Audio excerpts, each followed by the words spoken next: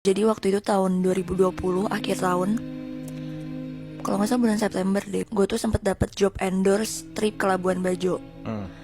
Nah si endorse trip ini tuh ngeberangkatin sekitar 10-an KOL gitulah untuk ke Labuan Bajo, dimana kita itu visit tempat-tempat gitu, kayak visit pulau-pulaunya, yang dimana kita disediain kapal pinisi kan, untuk kita stay di situ. Dan kita juga kalau misalkan untuk pergi ke pulau-pulaunya atau tempat-tempatnya itu ya kita pakai kapal itu kan. Oke. Agendanya itu kita 4 hari di kapal. Nah di hari ketiga itu kebetulan emang agendanya kita cuman ada satu untuk visit ke suatu tempat. Jadi bisa dibilang free time-nya kita tuh lumayan banyak lah untuk spend time di kapal, kayak have fun, ngobrol-ngobrol gitulah. Oke. Nah di hari ketiga ini pas kita dapat free time, gua tuh jadi tuh ada salah satu kru kapalnya yang emang bisa dibilang lumayan deket lah sama kita semua. Oke. Teman-teman gue yang lain ya pada nyanyi, main gitar. Nah itu tuh sekitar jam 10-an malam. Oke. Dimana teman-teman gue pada sibuk sendiri, kayak yang tadi gue bilang pada nyanyi dan lain-lain. Gue tuh mutusin buat ngobrol berdua sama si kru kapalnya ini, ada namanya Aziz. Oke. Kan itu kan jadi tuh gini, kalau misalkan kita habis visit dari satu tempat terus kebesokan kita mau ke tempat lain, biasanya tuh malam-malam kapalnya tuh diem di tengah laut, jadi kita nggak berlayar. Itu kan udah jam 10-an malam, posisi di tengah laut. Dan di kapal itu gue ngeliat kanan kiri emang kayak gelap banget. Gue cuman bisa lihat laut doang, nggak bisa lihat apa-apa. Nah gara-gara itu gue jadi penasaran. Gue tuh nanya ke Aziz, Ziz, kan bisa dibilang lu udah bertahun-tahun nih kerja di kapal gitu kan, lu di tengah laut, lu selalu ngabisin waktu lu di tengah laut. Pernah gak sih kayak lu selama berlayar, selama lu kerja di sini tuh di kapal, kayak lu pernah digangguin gak, atau gak lu pernah diliatin atau gimana gak? Nah di sini si Aziz itu cerita, BTW kru kapalnya tuh semuanya cowok, gak ada cewek, jadi cowok semua kan. Oke. Nah si Aziz tuh cerita kalau misalkan nahkoda kapalnya tuh pernah ada suatu momen lagi diem, kapalnya nggak berlayar kemana-mana. Si nahkoda ini dari tempat kemudinya itu kan kaca, jadi bisa lihat ke depan kan. Iya. Pas nahkodanya lagi diem di situ, dia tuh ngeliat ada cewek muncul mondar-mandir. Di kapalnya. Iya, berulang-ulang kali. Jadi dari tempat si nahkodanya berdiri tuh, nahkodanya tuh lihat ke balkon depan kapalnya gitu. Ada cewek mondar-mandir nggak mau hilang gitu, ada kali sejaman. Anjir. Dan si nahkodanya tuh diliatin sama si cewek ini.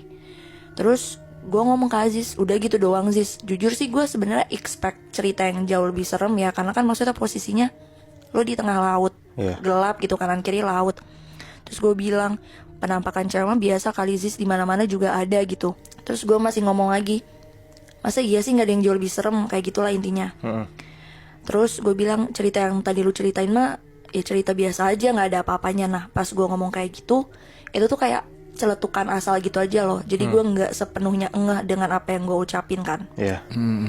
Terus di sini Aziz negur gue ngomong, hati-hati Kak Syafa, ngomongnya jangan gitu. Nanti kalau misalnya beneran diliatin gimana? Terus gue ngomong ke Aziz kayak, nggak mungkin, penampakan cewek doang, nggak ada serem-seremnya. Udah nih, posisinya pas lagi ngobrol-ngobrol itu kita tuh di lounge belakangnya gitu, di balkon belakangnya gitu kan.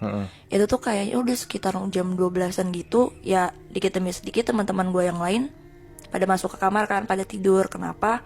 Karena emang kebesokan paginya kita ada kegiatan untuk diving, jadi emang mesti bangunnya pagi kan. Iya. Nah karena yang lain udah pada tidur, akhirnya tuh gue di lounge ini tuh cuman sisa berdua doang, gue sama teman gue namanya Nesa. Ya udahlah gue ngobrol-ngobrol, deep talk cewek gimana sih. Sampai akhirnya gue ngomong ke Nesa, Nes kayak tidur di sini aja enak gak sih, maksudnya kayak itu kan open space ya, angin juga kena kan. Terus Nesa ngomong, iya sih boleh. Ya udah, akhirnya gue sempet turun dulu.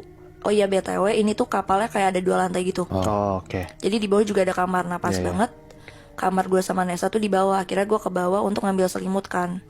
Ya udah akhirnya masih tetap ngobrol-ngobrol sampai akhirnya si Nesa tuh ketiduran, jadi dia tidur duluan. Jadi cuman gue doang tuh yang masih melek. Jam 12-an, jam 1-an gue lupa lah. Kru-krunya juga lo nggak ngeliat? Enggak, karena ruangan kru tuh di bawah. Udah Nesa udah tidur duluan, ya gue lagi tiduran gitu kan. Gue nyoba tidur. Terus pas gue lagi merem, gue lagi mau nyoba tidur, gue tuh tiba-tiba ngedenger dari lantai 1 tuh kayak ada suara kerincing kayak rantai gitu. Tapi gue mikir, palingan krunya kali lagi siap-siapin untuk ngangkat si Jangkar. Iya, ngangkat jangkarnya, atau gak mungkin lagi siap-siap buat besok. Udah, gue masih diemin. Tapi lama-kelamaan tuh suaranya tuh kayak pindah-pindah gitu. Yang awalnya gue denger kayak dari lantai 1, dari bawah. Lama-kelamaan tuh kayak gue ngedengernya datangnya dari balkon depan. Terus lama-lama ngedeket sampai akhirnya gue ngerasa suara ini tuh datangnya dari belakang gue. Nah di situ tuh posisinya gue masih nyoba tidur, jadi gue masih merem kan. Udah tuh sampai akhirnya yang tadi gue bilang gue ngerasa banget suara ini dari belakang gue. Tiba-tiba suaranya gerak pindah-pindah yang kesannya tuh kayak muterin gue sama Nesa gitu kan. Nah di situ entah kenapa yang awalnya gue mikir palingan kru lagi nyiapin barang atau gimana, gak tau kenapa gue udah ngerasa itu hal yang aneh. Ya gue langsung merinding dong. Gue merinding, nah suaranya itu tuh nggak hilang-hilang, masih tetap di situ kayak muter, sampai akhirnya gue nyoba melek untuk kayak ini suara dari mana sih, ini suara apa gitu kan. Ternyata pas gue melek, akhirnya tuh gue tahu suara kerincing rantai itu tuh asalnya dari mana. Dari? Nah yang gue lihat itu ada sosok cewek pakai kayak baju piyama gitu, warna putih. Terus rambutnya tuh panjang, jadi kayak nutupin mukanya gitu. Jadi gue gak bisa ngelihat mukanya jelas kan. Nah tapi yang mencuri perhatian gue banget itu adalah di saat gue ngelihat ke kakinya tuh kayak dirantai gitu.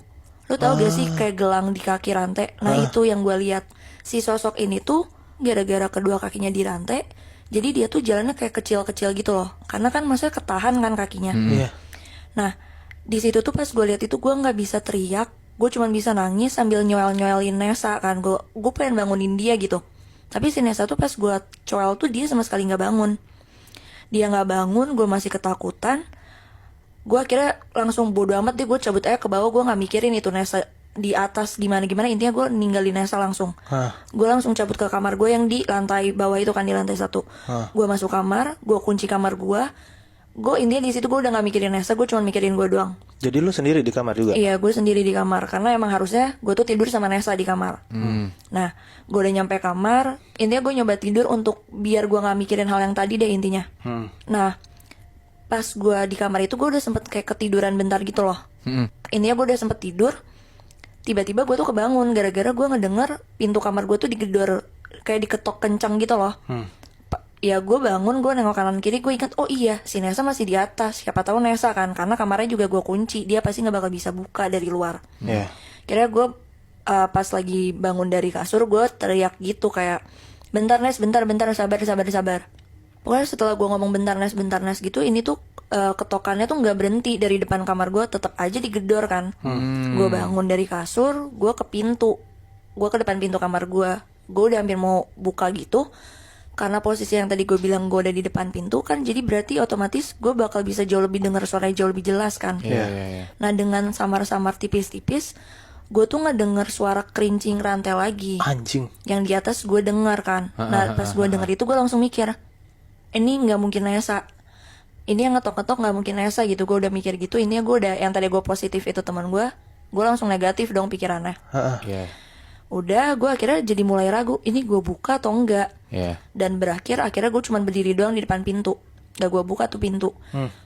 Sampai akhirnya, tiba-tiba dari luar pintu ini, gue denger jelas banget ada yang manggil nama gue. Syafa.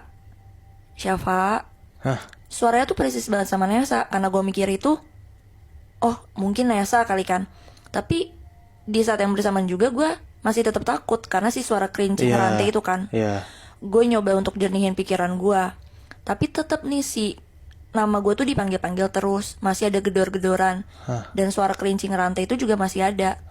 Nah anyway, si kapal pinisi ini badan kapalnya tuh semuanya terbuat dari kayu. Nah jadi si pintu kamar gue ini sama panel kayu kapalnya itu ada nggak begitu rapat gitu loh. Jadi kayak ada sekat-sekat kecil gitu kan. Nah pas banget sih sekat-sekat kecil ini tuh posisinya di pintu kamar gue. Jadi lu bisa ngeliat keluar dong? Jadi gue bisa lihat keluar lah samar-samar. Nah yang tadi gue bilang, yang gue akhirnya putuskan bukan buka pintunya, karena gue takut dong daripada gue buka tiba-tiba gue ngeliat sesuatu yang gue gak pengenin. Akhirnya gue beraniin diri untuk ngecek di luar sana itu ada apa, ngelewat si sekat